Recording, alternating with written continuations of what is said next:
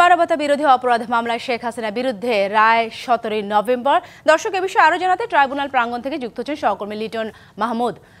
লিটন, আমরা জানি একটি বিশেষ কারণে 12টা নাগাদ এই কার্যক্রম নেওয়া হয়েছে, তো এখন আপনি কি দেখতে পাচ্ছেন, কার্যক্রম শুরু হয়েছে কিনা বা কখন নাগাদ শুরু হতে পারে সে বিষয়ে আপনার কাছে কোনো তথ্য আছে কিনা বা রায় ঘোষণা হয়ে গেছে কিনা?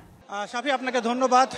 আপনি যেমনটি বলছিলেন, জুলাই আগস্টের যে মানবতা বিরোধী অপরাধ, যে হত্যাযজ্ঞের ঘটনায় করা যে মামলা, সেই মামলায় সাবেক প্রধানমন্ত্রী শেখ হাসিনা সহ 3 জনের বিরুদ্ধে আগামী 17ই নভেম্বর রায় ঘোষণা করবেন আদালত। আজকে অল্প কিছুক্ষণ আগেই আন্তর্জাতিক অপরাধ ট্রাইব্যুনাল 1-এর বিচারপতি গোলাম মর্তুজাদের নেতৃত্বাধীন 3 সদস্যের যে বেঞ্চ রয়েছে তারা কিন্তু এই দিনটি ধার্য করেন এবং সেই অনুযায়ী আগামী 17ই নভেম্বর অর্থাৎ সোমবার, আমরা যদি বলি সোমবার দিন ধার্য করেছেন আদালত, এবং সেই অনুযায়ী এই মামলায় রায় ঘোষণা করবেন ট্রাইব্যুনাল।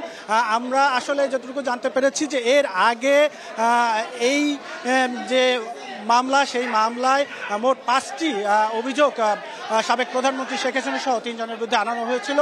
এই মামলায় অপর 2 জন আসামি যারা রয়েছেন এর মধ্যে সাবেক স্বরাষ্ট্রমন্ত্রী আসাদুজ্জামান খান কামাল এবং সাবেক আইজিবি চৌধুরী আব্দুল্লাহ আল মামুন। আপনি জানেন যে চৌধুরী আব্দুল্লাহ আল মামুন এই মামলায় ইতিমধ্যেই যে রাজসাক্ষী হিসাবে সাক্ষ্য দিয়েছেন। এখানে আমরা দেখতে পাচ্ছি যে ট্রাইব্যুনালে যে প্রধান প্রসিকিউটর রয়েছেন তিনি ব্রিফ করবেন। আমরা সরাসরি চলে যাচ্ছি সেই ব্রিফে একটু সেখানে।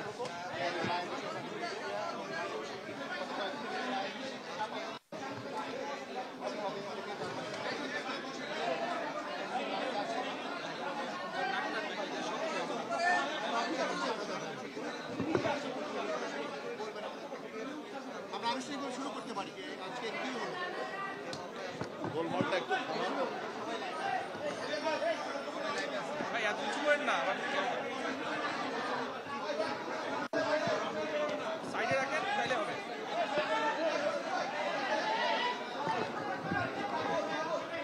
ঠিক আছে।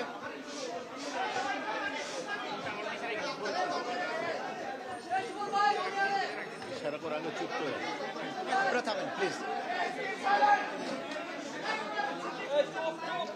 জি, প্রিয় সাংবাদিক বন্ধুগণ, আপনারা দীর্ঘ সময় ধরে এখানে অপেক্ষা করেছেন। যে মামলার ব্যাপারে আপনারা তথ্য জানার জন্য এসেছেন সে বিষয়ে প্রসিকিউশনের পক্ষ থেকে আপনাদেরকে আমরা কিছু প্রয়োজনীয় তথ্য জানাতে চাই। তো আপনারা অনুগ্রহ করে একটু শব্দ বন্ধ করেন। প্রিয় সাংবাদিক বন্ধুগণ, আপনারা জানেন যে আজকে আইসিটিবিডি কেস নাম্বার 2/2025 সেই মামলাটির আজকে একটা নির্ধারিত তারিখ ছিল। সেই মামলাটি হচ্ছে শেখ হাসিনা, আসাদুজ্জামান খান কামাল এবং চৌধুরী আব্দুল্লাহ আল মামুন 3 জন আসামির বিরুদ্ধে। তাদের বিরুদ্ধে গত জুলাই এবং আগস্টে 2024 সালের বাংলাদেশে সংগঠিত যে ম্যাসাকার এবং মানবতা বিরোধী অপরাধ, সেই অপরাধের দায়ে তাদের বিরুদ্ধে এই মামলাটি করা হয়েছিল। দীর্ঘ পথ পরিক্রমা শেষে, সাক্ষ্য গ্রহণ শেষে, উভয় পক্ষের যুক্তিতর্ক শেষে সেই মামলাটি এখন রায়ের জন্য প্রস্তুত হয়েছে। আজকে মাননীয় আদালত এই মামলাটির রায় ঘোষণার জন্য আগামী 17ই নভেম্বর সোমবার দিন নির্ধারিত করেছেন। ইনশাল্লাহ আগামী 17ই নভেম্বর সোমবার এই মামলাটির রায় ঘোষিত হবে।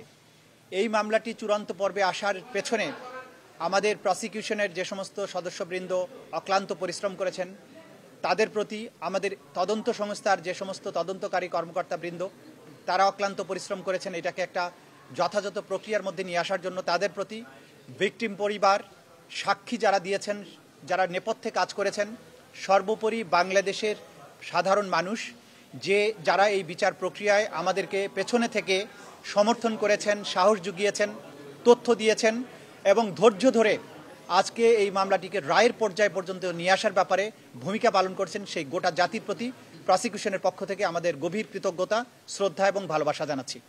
আমরা অঙ্গীকার করেছিলাম যে যারাই বাংলাদেশে যত শক্তিশালী হোক না কেন, যদি কেউ অপরাধ করে, মানবতা বিরোধী অপরাধ করে, তাদেরকে সঠিক পন্থায় বিচারের মুখোমুখি করা হবে এবং তাদের আইন অনুযায়ী যে প্রাপ্য সেটা তাদেরকে বুঝিয়ে দেওয়া হবে। সেই প্রক্রিয়ায় আমরা একটা দীর্ঘ যাত্রা শেষ করেছি। আমরা এখন চূড়ান্ত পর্বে উপনীত হয়েছি। আশা করছি ইনশাআল্লাহ 17ই নভেম্বর আদালত তার সুবিবেচনা, তার প্রজ্ঞা প্রয়োগ করবেন এবং এই জাতির যে বিচারের জন্য আকাঙ্ক্ষা, যে তৃষ্ণা, সেটার প্রতি তারা সুবিচার করবেন এবং একটি সঠিক রায়ের মাধ্যমে বাংলাদেশে সংগঠিত মানবতা বিরোধী অপরাধের একটা ইতি ঘটাবেন এবং ভবিষ্যতের জন্য এই রায়টি ইনশাআল্লাহ দৃষ্টান্ত হয়ে থাকবে তেমন একটি রায় আমরা প্রত্যাশা করছি। তা আপনাদের সবাইকে ধন্যবাদ এখানে আমাদের কথা শোনার জন্য। আমরা এখন আর অতীতে বহুবার আপনাদের এই বিষয় নিয়ে কথা বলেছি, কি অভিযোগ ছিল। আমরা সর্বোচ্চ শাস্তি আদালতের কাছে প্রেয়ার করেছি, আদালত তার সুবিবেচনা প্রয়োগ করবেন এবং আমাদের পক্ষ থেকে প্রেয়ার হচ্ছে যে এই অপরাধের দায়ে আসামিদের জন্য সর্বোচ্চ সাজা দেওয়া হয়। 25 বছরের ওয়ারেন্টিযুক্ত দীর্ঘস্থায়ী দরজা প্রোটেক্টর, আধুনিক ও মজবুত দরজা।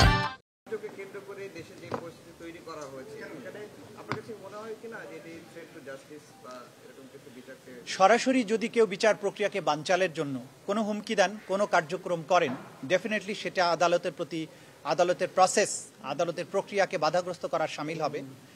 তো বাইরে তারপরেও সব কিছুর ব্যাপারে আমরা আমাদের নাক গলাতে চাই না।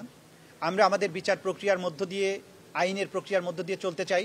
দেশে সরকার আছে, রাষ্ট্র আছে, জনগণ আছেন, তারা সব কিছু ভালো বোঝেন এবং যারা উস্কানি দেবেন, যারা সন্ত্রাস করার চেষ্টা করবেন, সেই ব্যাপারে আইন অনুযায়ী রাষ্ট্রের পক্ষ থেকে পদক্ষেপ গ্রহণ করা হচ্ছে, ভবিষ্যতেও হবে। আর যে জাতি ঐক্যবদ্ধ থাকে, জনগণ যখন জেগে থাকে, সেই দেশের ভাগ্য নিয়ে সেই দেশে নৈরাজ্য করার সাহস, শক্তি কারোরই কোনোদিন ছিল না, হবেও না। আমরা বাংলাদেশের জনগণের দেশপ্রেম, তাদের প্রজ্ঞা, তাদের ভালোবাসার প্রতি শ্রদ্ধাশীল। দেশের সরকারের বিভিন্ন সংস্থা, বাহিনীর প্রতি আমাদের আস্থা আছে। আমরা আশা করি যা কিছু বিচ্ছিন্নভাবে ঘটছে সেগুলো কোনোই প্রভাব কোনো জায়গায় পড়বে না এবং সব কিছু স্মুথলি হবে, বাংলাদেশ সামনে এগিয়ে যাবে।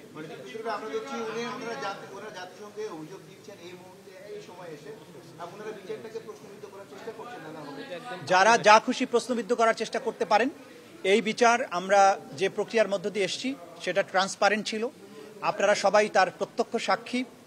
এখানে অকাট্য প্রমাণ, শক্তিশালী সাক্ষ্য প্রমাণ সবকিছু তুলে ধরা হয়েছে, জাতির সামনে এই বিচার হয়েছে, আইনজীবী নিয়োগ দেওয়া হয়েছে, দুনিয়ার সামনে ক্রিস্টাল ক্লিয়ারভাবে উপস্থাপন করা হয়েছে।